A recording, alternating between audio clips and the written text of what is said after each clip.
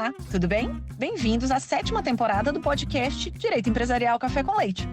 Esse é o podcast perfeito para quem busca conhecimento jurídico durante a correria do dia a dia. É a sua biblioteca em áudio gratuita, repleta dos principais textos e autores do direito empresarial no Brasil.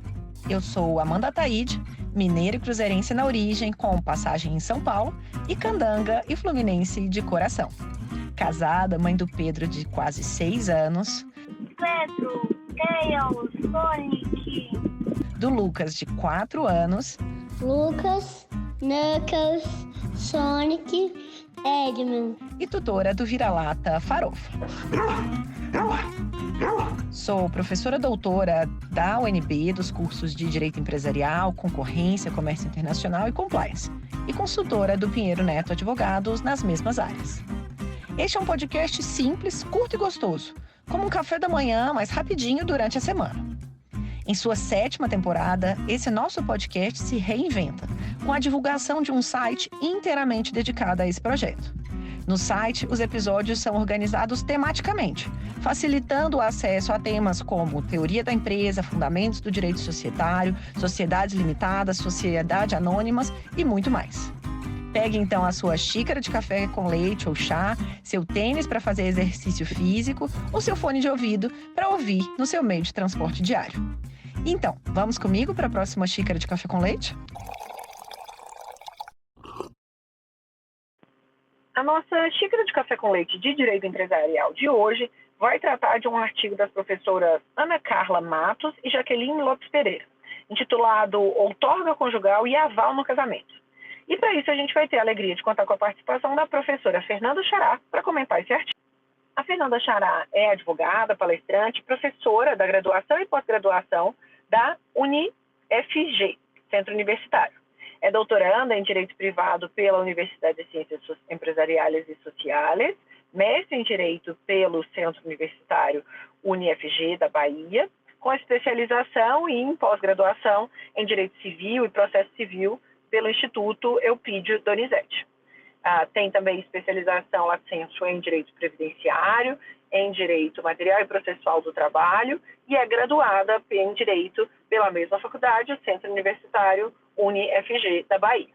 Professora Fernanda, é uma alegria enorme ter você aqui no podcast para poder apresentar essa inter-relação entre o direito das famílias e o direito empresarial. Olá, professora Amanda. Antes de responder a sua pergunta, eu quero cumprimentá-la e agradecer por este convite. É sempre uma honra poder estar conversando com a senhora e poder dialogar aí um pouquinho sobre a outorga conjugal e aval no casamento. Para mim, tem um significado que milito aí tanto na área do direito das famílias quanto ali na área do direito empresarial. Em um segundo momento, quero cumprimentar a todos os ouvintes deste glorioso podcast Direito Empresarial Café com Leite e estar aqui é uma satisfação imensa.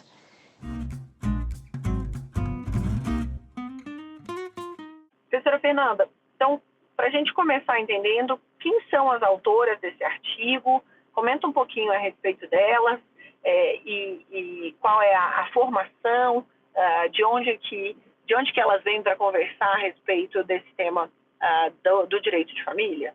Professora Ana Carla, uma das autoras, ela é mestre e doutora pela Universidade Federal do Paraná, é professora na graduação, no mestrado e doutorado também da mesma faculdade, é professora de Direito Civil e Direitos Humanos. Ela também está como diretora da região sul do IBDFAM, do Instituto Brasileiro do Direito de Família, e é vice-presidente do IBD Civil, conselheira também estadual da OAB do Paraná, além também de militar aí como advogada. E a professora Jaqueline Lopes Pereira, mestre e doutoranda em Direito das Relações Sociais pelo Programa de Pós-Graduação também da Universidade Federal do Paraná, é especialista em Direito das Famílias e Sucessões, pesquisadora do Núcleo de Estudo de Direito Civil e Constitucional, é também lá da Faculdade Federal do Paraná, é administradora também da página Direito Civil por Elas, servidora pública do TJ também do Paraná. Ou seja, são aí duas pessoas, duas autoras que estão aí com uma capacidade, vamos falar, plena, né, para poder falar um pouquinho sobre este tema, principalmente no que tange aí a questão da outorga conjugal, né, ali dentro, um dos institutos dentro do casamento no direito das famílias.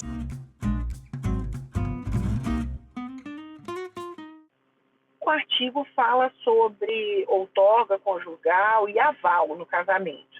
Então, conta pra gente, de modo inicial, professora Fernanda, o que são as figuras do aval e da fiança, de que modo que esses conceitos se inserem no direito empresarial?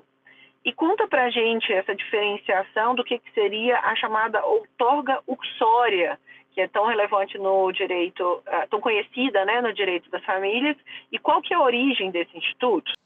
Professora Amanda, sobre o aval e a fiança, eu gosto de apresentar um enredo da realização de um negócio jurídico, até mesmo para exemplificar. Ao realizar um negócio, de um lado temos o devedor e do outro o credor. E para a celebração deste negócio é comum o devedor dar a este credor uma garantia de que efetivamente o pagamento do objeto negociado vai ser feito. Como, por exemplo, nós temos uma garantia real, um bem imóvel. Aquela garantia que a gente fala concreta, né?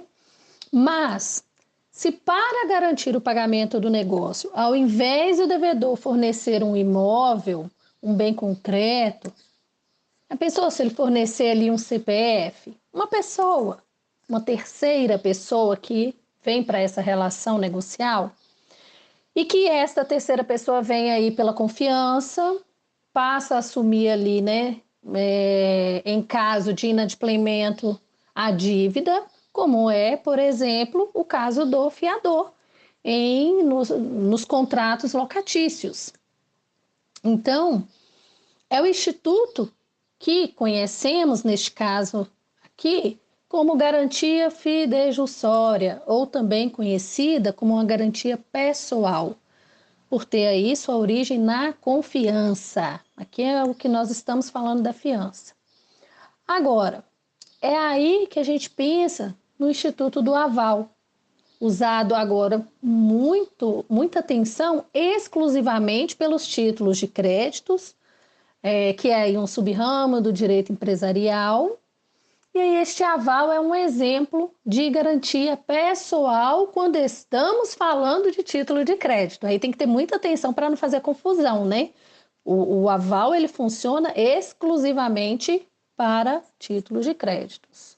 Ou seja, pessoal, é quando um terceiro assume a responsabilidade em um título de crédito. O aval, ele tem ali uma característica de um ato unilateral. Ele é feito ou assinado no próprio título de crédito, né? A gente fala no anverso, e é caracterizado pela informalidade, sendo vedada, sendo proibida a invocação de benefício de ordem. E o Instituto do Aval, professora Amanda, tem suas modalidades e peculiaridades que até daria aí um outro podcast. Mas aqui, respondendo a sua pergunta, o aval é um instituto cambial e é subordinado aos princípios da literalidade, cartularidade, autonomia e tipicidade dos títulos de créditos. Enquanto, queridos ouvintes do Empresarial Café com Leite, né? A fiança é um instituto civil, tutelado pela obrigação pessoal, estudada ali pelo direito contratual.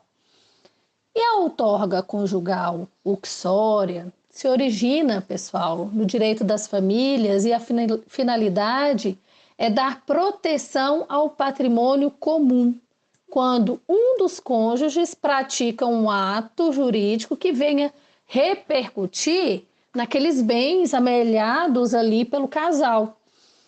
Então, professora Amanda, podemos tratar a outorga uxórea como uma autorização, uma vênia concedida de um cônjuge ao outro para a realização ali de certos negócios jurídicos. E aí aqui tem que fazer um adendo muito grande, que a outorga não é para qualquer negócio jurídico. O próprio artigo 1647 indica de forma taxativa as possibilidades, né? E lá no inciso 3º, nós temos lá a fiança e o aval. Portanto, toda a problemática desse artigo apresentado das professoras autoras parte dessa exigência dessa outorga conjugal na hipótese de prestação de aval, que é um instituto cambial por um dos cônjuges e que tem despertado muita escrita e discussões doutrinárias e nos tribunais brasileiros, né? E aí você me pergunta, mas qual que é a origem dessas discussões? Aí a origem dessas discussões se deu a partir do Código Civil de 2002, porque passou a exigir a outorga uxórea, né, ao cônjuge que avalizar a obrigação prevista em título de crédito, no mesmo dispositivo em que prevê a autorização relativa à garantia por fiança, como trata no artigo 1647, né, lá no inciso 3º.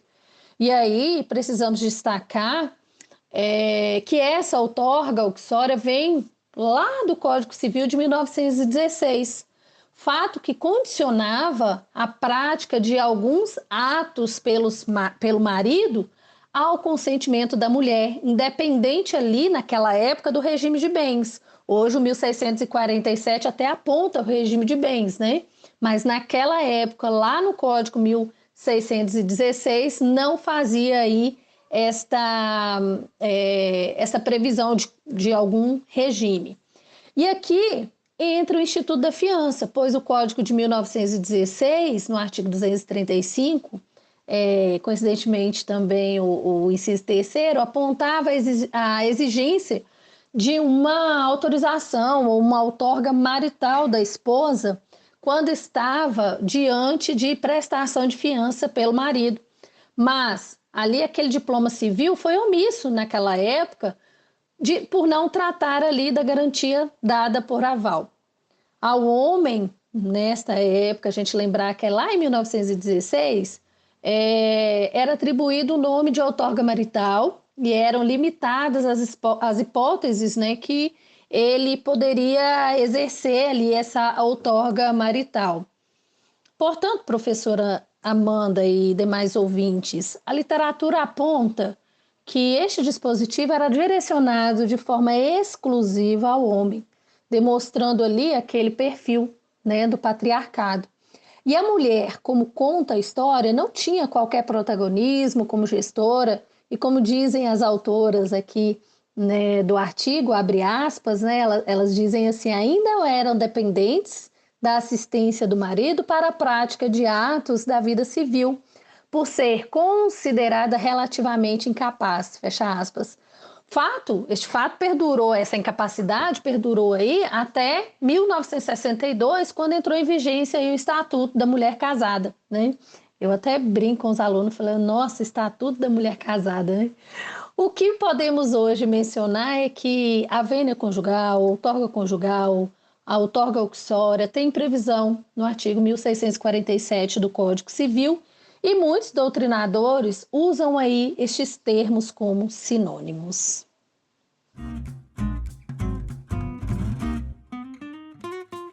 E agora que a gente sabe os conceitos, a necessidade da outorga conjugal prevista no artigo 1647 do Código Civil atual, ele deriva de dispositivos normativos anteriores. E a norma sofreu algumas evoluções, se solidificou ao longo do tempo. Conta para a gente, então, se essa norma brasileira de outorga conjugal, se ela está alinhada, então, à experiência internacional, especialmente aí a Lei Uniforme de Genebra? Pertinente a pergunta. Uma vez que a inclusão do aval, professora, nesse contexto, não teve uma boa aceitação por parte da doutrina.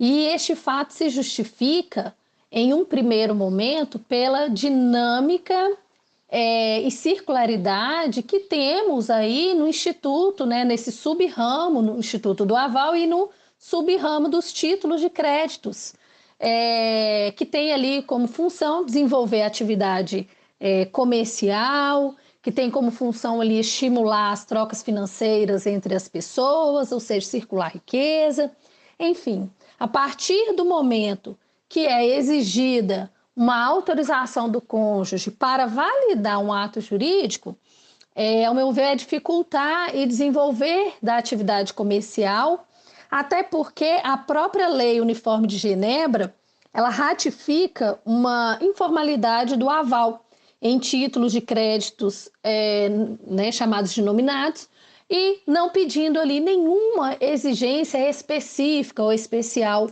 aí nesse sentido. Outro ponto que dessa não aceitação por parte da doutrina se dá a partir do momento que o Código Civil de 2002 apresenta disposições específicas sobre o aval ao tratar dos títulos de crédito. Entre ali os artigos 897 e 900 do Código Civil, é apresentado normas gerais sobre garantia por aval, e é onde afirma ali que para a validade, ou seja, para a validade do aval, quando dado no anverso do título de crédito, é suficiente, ou seja, tão somente a assinatura do avalista. Dessa forma, professora Amanda, a previsão legal não condiciona a autorização conjugal como um requisito para validar o aval. O doutrinador lá do direito das famílias, Paulo Lobo, aponta, e aí eu vou abrir aspas, que ele aponta bem assim: o aval é apostos a títulos de crédito, restrito ao direito cambiário, de mobilidade negocial, incompatível com a rigidez da fiança, considerada espécie contratual. O aval não é contrato porque vale por si mesmo como garantia solidária à obrigação a que adere. O aval pode ser pleno quando é antecedido de declaração do avalista ou em branco quando se indica simplesmente pela assinatura do título. Fecha aspas. Então, todo este aval, né, neste quesito, aponta ali que tem aí uma problemática que precisa ser resolvido para tanto o direito empresarial quanto para o direito das famílias.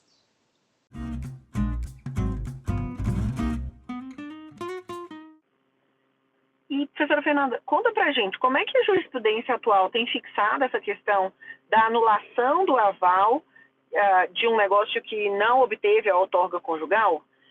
Como que outras jurisdições, além da brasileira, seguem nessa linha?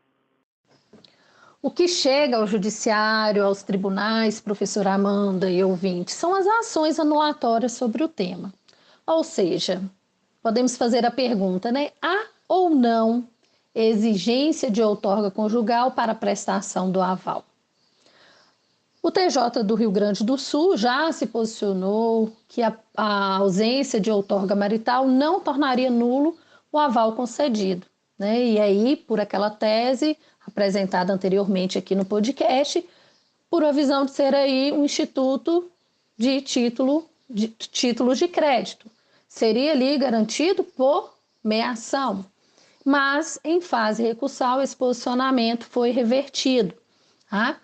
E em um primeiro momento, vou falar do STJ, este adotou aí, por mais de uma década, a exigência dessa outorga conjugal de forma irrestrita, né, em caso de ação anulatória da garantia por aval.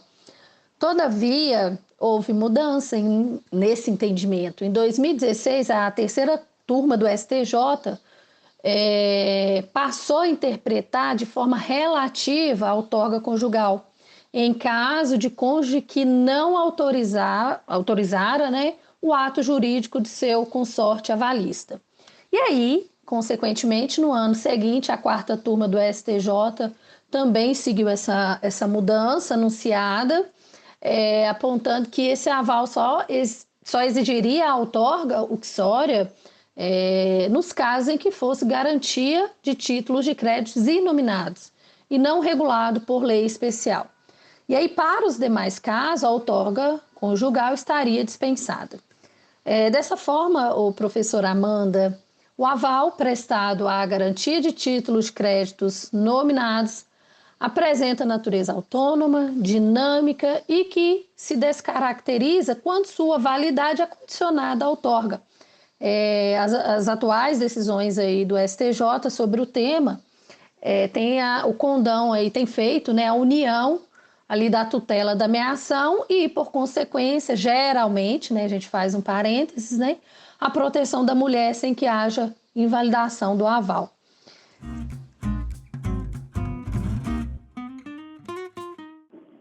Então, diante de tudo que a gente conversou, professora Fernanda, conta pra gente como que você enxerga essa relação entre o direito das famílias, outorga conjugal, que a gente estava falando, o aval, e outras, né, interfaces possíveis entre o direito das famílias e o direito empresarial. A gente pode falar que são ramos desconectados ou não? Muito pelo contrário, um acaba tendo um influxo muito relevante no outro. Eu enxergo essa relação e as recentes decisões do STJ, da outorga conjugal e o aval, como acertada. Aliás, eu vejo, né, e aí tratando diretamente da sua pergunta, que foi se está desconectado o direito empresarial do direito de família, eu vejo que não estão aí desconectados, são ramos que se conectam em vários momentos nessa tutela aí, jurídica. A começar, ao meu ver, e pelo um pouco de estudo, pelo fato de que atualmente mais de 90% das empresas no Brasil têm ali um perfil familiar. O que nos leva, queridos ouvintes, como estudiosos do direito da empresa, do direito das famílias e sucessões, a um planejamento que eu chamo de planejamento intenso, curto, médio e longo prazo, para que essas empresas continuem ali no mercado e cada vez mais movimentando a economia.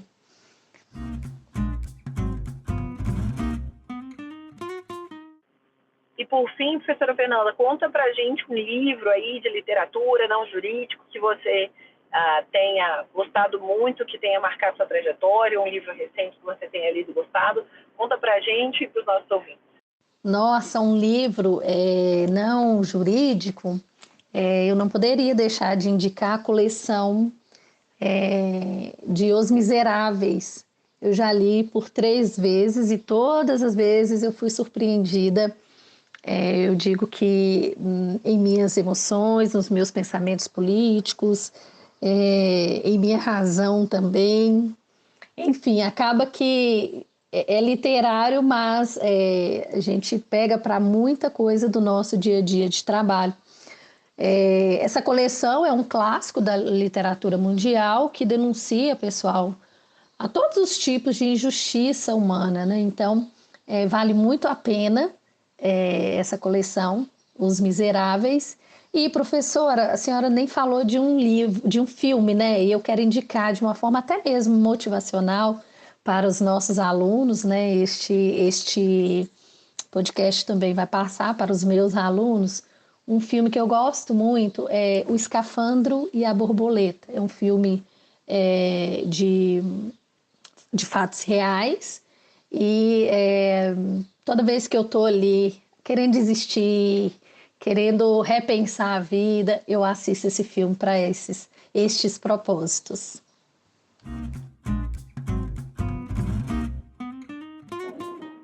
Professora Fernanda, muito obrigada pela sua participação no nosso podcast, por apresentar esse tema da inter-relação entre conceitos do direito de família e direito empresarial. Muito obrigada e até a próxima.